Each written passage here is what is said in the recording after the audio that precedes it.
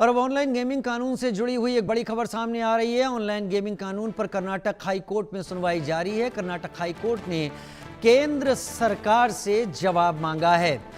ये जवाब 8 सितंबर तक देना होगा। ये सुनवाई आज ही होनी थी, यानी 30 अगस्त को।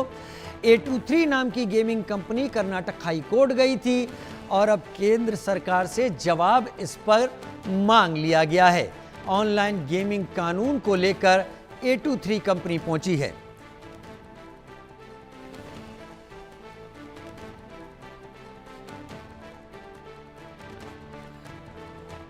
कुछ दिनों पहले संसद के दोनों सदनों में चर्चा के बाद पास होने वाले इस विधेयक को राष्ट्रपति के हस्ताक्षर के बाद कानून की शक्ल दे दी गई थी। कानून बन गया था और अब हाईकोर्ट, कर्नाटक हाईकोर्ट एक गेमिंग कंपनी A23 पहुंची है, जिस पर केंद्र सरकार से जवाब मांगा गया है।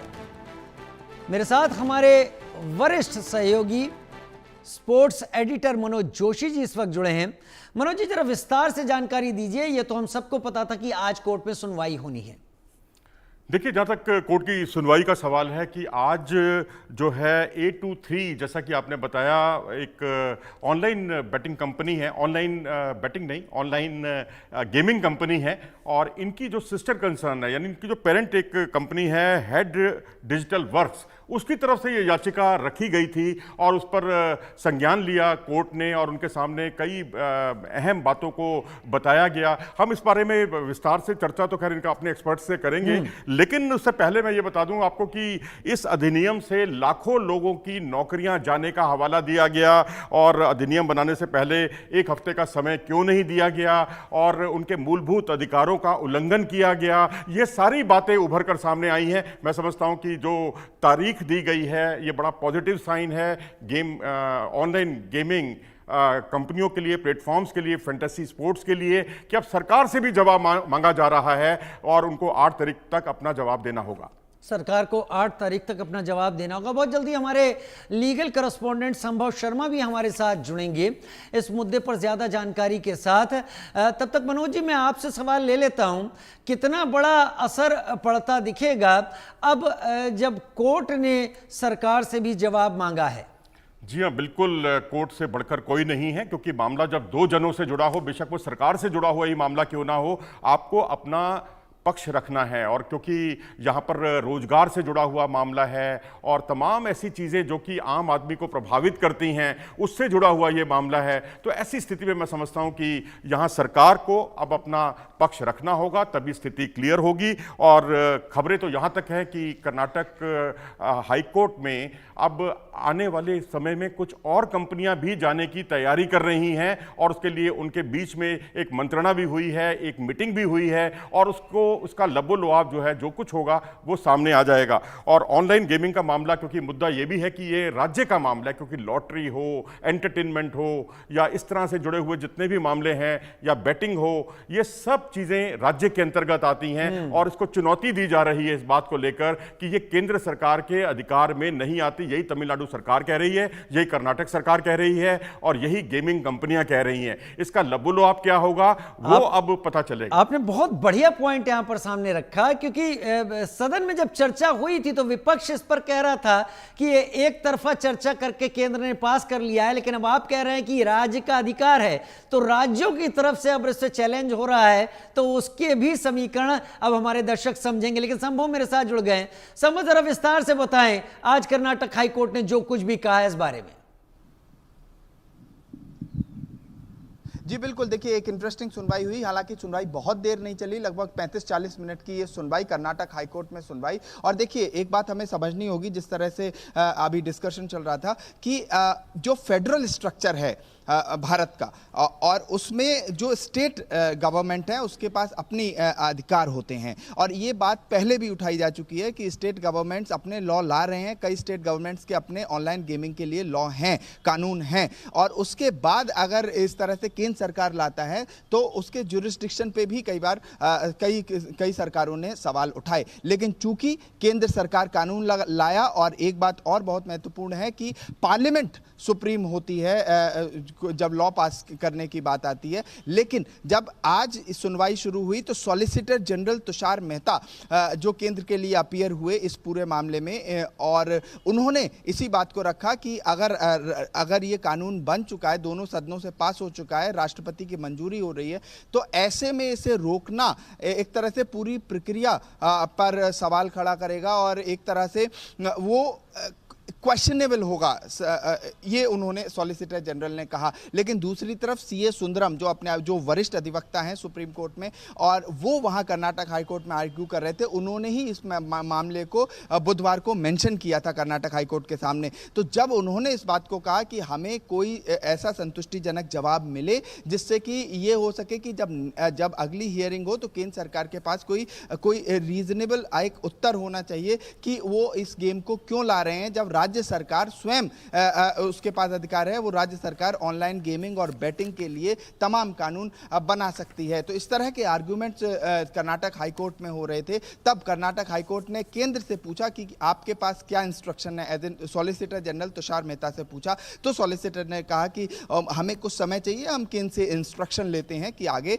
क्या करना है। तो और साथ ही साथ इस पूरे कानून का हवाला देते हुए कहा कि ये इंपॉर्टेंट एक तरह से एक इंपॉर्टेंट कानून है। इसके बाद कोर्ट ने मामले को 8 सितंबर के लिए रखा और साथ में केंद्र सरकार को नोटिस जारी किया कि वो एक डिटेल्ड में जवाब बताएं कि दाखिल करें कोर्ट के अंदर, कर्नाटका हाई कोर्ट के अंदर, कि उनका इस पूरे मामले पर रुख क्या है। अब ये अगली हियरिंग में ये क्लियर हो पाएगा कि केंद्र सरकार ये जो कानून लाई है उसके पीछे उसकी क्या मंशा है। क्योंकि देखिए जब लीगली स्पीकिंग अगर हम बात करते हैं तो वहाँ पर हर मुद्दा, हर पहलू कोर्ट के सामने लिखित देना होता है, एफिडेविट के तौर पे देना होता है, और वहाँ पर एक फॉर्मल तरह का एक रिप्लाई फाइल करना होता है। तो उसी रिप्लाई का अब सभी को इंतज़ार रहेगा। देखिए, और बात करें अगर हम इस पर्टिकुलर ऑनलाइन बैटिंग रेगुलेशन की, तो जिस तरह से हम लगातार इस पर डिस्कशन करते जा रहे हैं, इसमें जो मनी रिलेटेड जो एस्पेक्ट है उस पर सबसे ज़्यादा सवाल खड़े किए जा रहे हैं। और जो A23 जिसकी ये याचिका थी उसका भी यही कहना था, कोर्ट के अंदर भी उसका यही कहना था, और रिटन जो उसने पिटीशन फाइल की थी सीए सुंदरम के द्वारा, वहाँ भी यही कहना था कि जो स्किल्ड गेम हैं उनको सरकार और कोर्ट हमेशा बढ़ावा देती आई हैं और उस पर कभी भी किसी प्रकार की कोई रोक नहीं लगाई है। और एक तरह से जो ब्लैंकेट बैन लगाया जा रहा है, पूरे तरह से जो रोक लगाई जा रही है गेम्स पर, ऑनलाइन गेम्स पर जहां पर मनी इन्वॉल्व है, वो कहीं ना कहीं इस पूरे आइडिया पर सवाल खड़ा करता है। उन्होंने तो फंडामेंटल राइट आर्टिकल 21 तक का हवाला दिया कि पूरे तरह से उस पर भी असर करता है और इस वजह से इस पर रोक नहीं लगानी चाहिए और कोर्ट को पुनर्विचार करना चाहिए, सोचना चाहिए कि, और सरकार को भी सोचना चाहिए कि ये कानून क्यों लाए।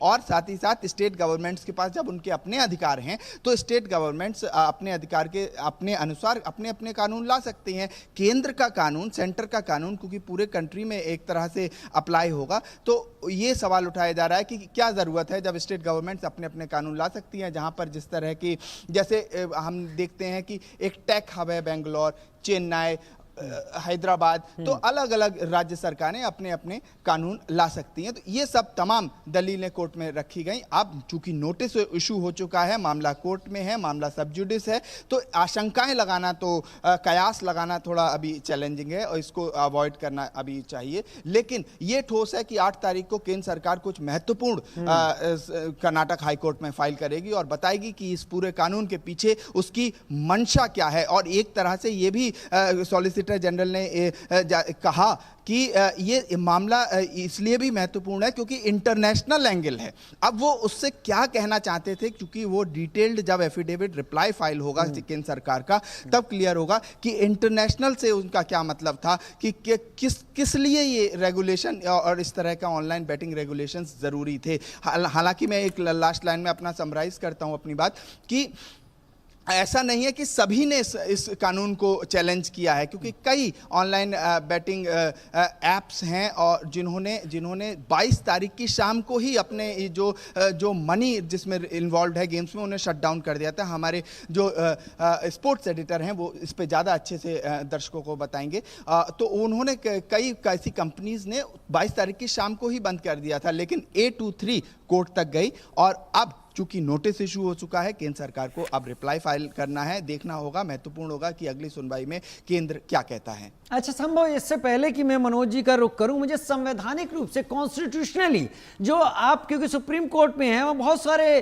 वरिष्ठ अधिवक्ता इस पर बात कर रहे होंगे, क्या कहना है उनका कि एक राष्ट्रपति के हस्ताक्षर के बाद जब कानून बन जाता है और अदालत उस पर सरकार को नोटिस देती है, तो क्या हो सकता है? इन एक्सपर्ट्स का क्या सोच है? एक्सपर्ट्स क्या अंदाजे लगा रहे हैं? इस पर क्या क्या उनके ऑप्शंस हैं? जी बिल्कुल, देखिए कर्नाटक हाईकोर्ट के इस पर्टिकुलर अपडेट के बाद मैंने कई लॉयर जो साइबर लॉ एक्सपर्ट्स हैं उनसे बात कर रहा था, तो ऑफ द रिकॉर्ड वो लगभग यही कह रहे हैं। देखिए जिस तरह से भारत की एक तरह से जो फेडरल स्ट्रक्चर की पॉलिटी है, जहां केंद्र को अपने अधिकार हैं, राज्य सरकारों को अपने अधिकार हैं, 3 लिस्ट हैं, यूनियन लिस्ट, स्टेट लिस्ट और कंकरेंट लिस्ट।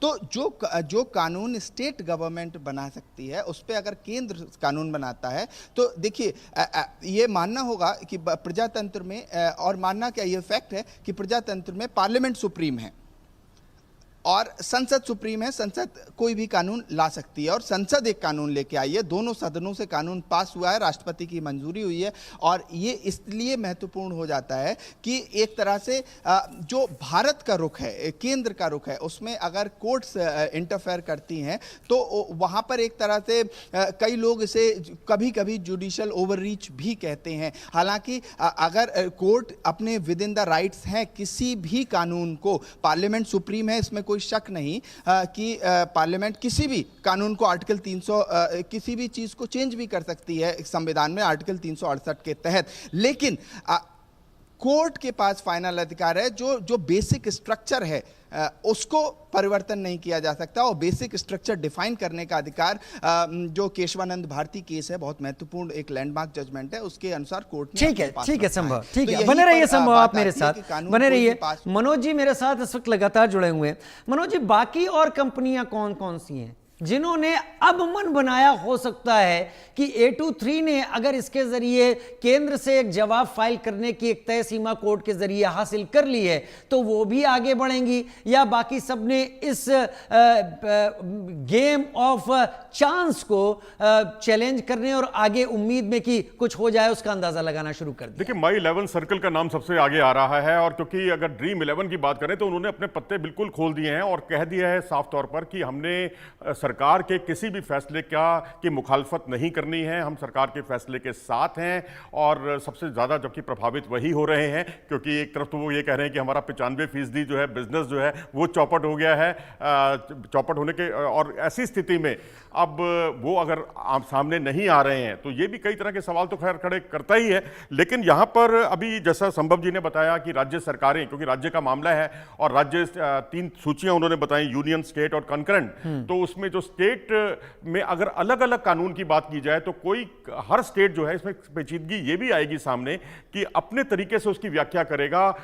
कोई उसमें छूट देगा ऑनलाइन गेमिंग कंपनियों को, कोई कम छूट देगा, कोई ज्यादा छूट देगा। तो जाहिर सी बात है जो ज्यादा छूट देगा वहां पर ऑनलाइन गेमिंग का जो बिजनेस है ये ज्यादा अच्छा, फिर क्या बड़ा मजेदार आपने बात रखी। फिर क्या होगा, मान लीजिए कोई स्टेट इसकी परमिशन दे देता है, ये ऑनलाइन है, तो ये उस स्टेट के दायरे में चलेगा, क्योंकि ऑनलाइन है तो पूरे देश में जा रहा होगा, और जो भी उसमें बेट कर रहा होगा वो तो ये कहेगा कि हम वहां के कानून के हिसाब से चल रहे हैं। संभव जरा इस चीज को बताएं। मनोज जी कह रहे हैं कि हर स्टेट अपने हिसाब से सोच सकता है, अगर हर स्टेट का अपना इस पर अधिकार है, कोई स्टेट किसी नियम को मानेगा, दूसरा किसी को मानेगा, तो इस तरीके से तो एक जगह जो चीज इलीगल है वो दूसरी जगह लीगल हो जाएगी। बिल्कुल इसीलिए, और एक उम्मीद भी जताई जा रही है केंद्र सरकार जब अपना रिप्लाई फाइल करेगी तो ये सब पॉइंटर्स जो आप कह रहे हैं और जो एक तरह से शक बना हुआ है या क्लैरिटी की कमी है जिसकी वजह से ये कानून को चैलेंज शायद किया गया है, क्योंकि 823 की जो अपनी पिटीशन थी उसमें उनका ये भी कहना था कि इससे रातों रात रोजगार चले गए और कई जो एक्सपर्ट्स थे, IT एक्सपर्ट्स, उनके रोजगार चले गए। और जिन लोगों से हमने बात की, हम लगातार इस पर प्रोग्राम कर रहे हैं, उनका भी यही कहना था। तो ये सभी सवाल जिसमें टेक्निकल डिटेल्स की ज़रूरत है कि मान लीजिए मैं सपोज कीजिए कि कर्नाटक कोई कानून लेके आता है और मैं उस कानून के तहत वहाँ पर जो ऑनलाइन बेटिंग रजिस्टर्ड है, कोई ऐप रजिस्टर्ड है कर्नाटक में, वो वर्क कर रहा है। ठीक है।